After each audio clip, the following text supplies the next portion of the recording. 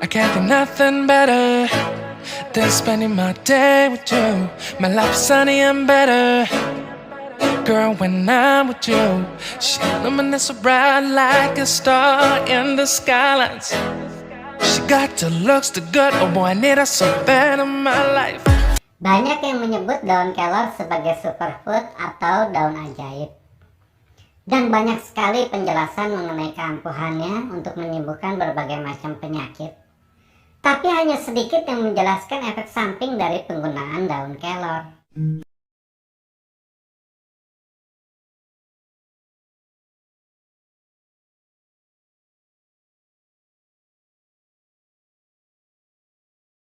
Video kali ini saya akan menjelaskan cara mengolah, manfaat, dan efek samping dari daun kelor. Yang pertama, cara mengolah daun kelor. Daun kelor dapat diolah dengan beberapa cara. Yang pertama, daunnya dikeringkan untuk dijadikan teh.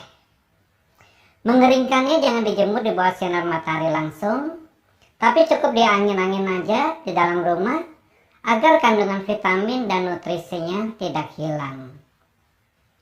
Cara penggunaannya, 1 sendok makan daun kelor kering diseduh air panas. Yang kedua, dijadikan bubuk. Haluskan daun kelor yang sudah kering dengan cara ditumbuk atau menggunakan mesin penggiling bumbu atau kopi.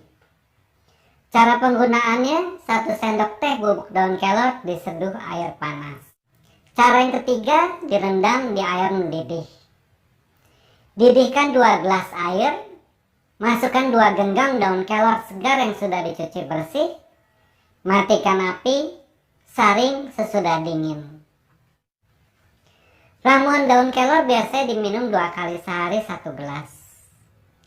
Jika Anda ingin mengkonsumsi daun kelor dalam bentuk suplemen, pastikan untuk membelinya dari sumber terpercaya ya.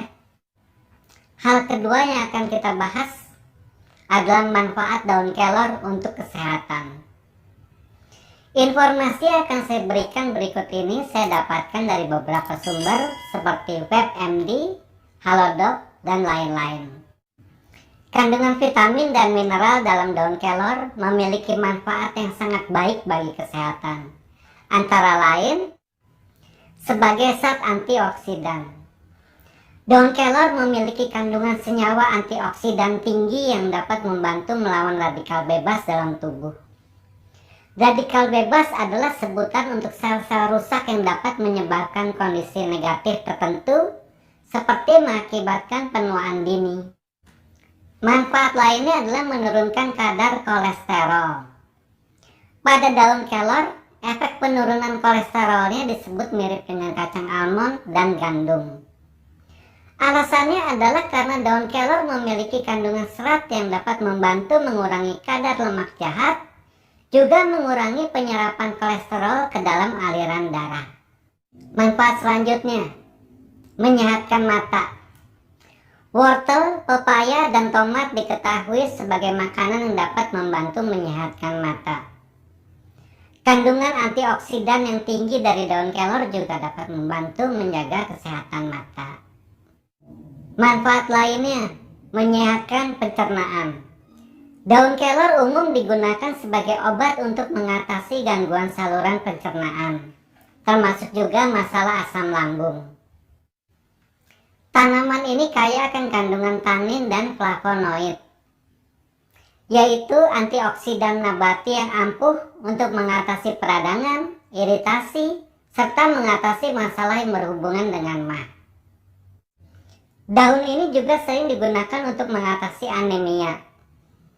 Hal ini berkat tingkat zat besi yang tinggi yang bermanfaat untuk pengidap anemia. Daun kelor bisa membantu tubuh menyerap lebih banyak zat besi. Daun kelor juga dipercaya dapat membantu meredakan infeksi yang terjadi akibat bakteri. Pasalnya tanaman ini mengandung bahan yang bersifat antimikrobial, sehingga mampu memusnahkan bakteri. Manfaat lainnya, menyembuhkan batuk berdahak menahun yang pernah saya alami. Daun kelor kaya akan vitamin C yang bisa membantu mengatasi penyakit batuk, flu, pilek, dan sakit tenggorokan. Sekarang bagian yang paling penting yaitu efek samping daun kelor. Daun kelor dapat menurunkan gula darah. Efek samping daun kelor bisa dialami oleh penderita diabetes yang mengkonsumsi obat-obatan untuk mengatasi penyakit itu. Saat digunakan dalam waktu bersamaan, obat diabetes dan daun kelor dapat membuat gula darah turun di bawah batas normal. Efek samping lainnya menurunkan tekanan darah. Bagi penderita hipertensi atau tekanan darah tinggi, mengkonsumsi daun kelor memang perlu dicoba. Namun bagi Anda yang memiliki tekanan darah rendah, insightmoringa.com tidak merekomendasikan konsumsi bahan alami itu. Daun kelor memiliki kandungan yang bernama alkaloid. Kandungan itulah yang membuat tekanan darah Anda turun. Jadi, usahakanlah untuk selalu konsultasi dengan dokter ya. Efek samping lainnya bisa terjadi pada liver atau hati. Tak hanya berpengaruh pada tekanan darah dan gula darah, konsumsi daun kelor juga berpengaruh pada kondisi liver. Pada saat dikonsumsi dalam jumlah besar, daun kelor dapat mengganggu fungsi liver sehingga organ tersebut tak mampu mengeluarkan racun dari tubuh dengan maksimal. Jadi konsumsi daun kelor sewajarnya saja. Daun kelor juga dapat berpengaruh terhadap pengobatan tiroid. Efek samping daun kelor berikutnya yang disebut insight moringa adalah bahan alami itu berpengaruh pada efektivitas obat tiroid. Ketika dikonsumsi dalam jangka waktu yang sama, daun kelor dapat menghambat penyerapan tubuh akan jenis obat itu.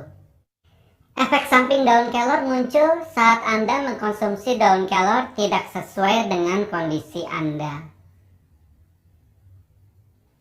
Maka dari itu, penting bagi Anda yang sedang menderita penyakit tertentu untuk konsultasi dulu dengan dokter sebelum mengkonsumsi daun kelor.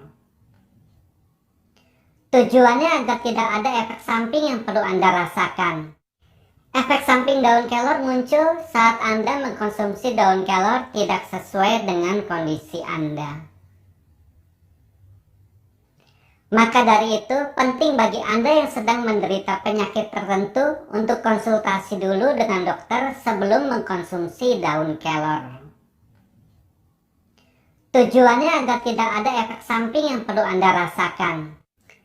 Demikian penjelasan mengenai cara mengolah, manfaat, serta efek samping daun kelor.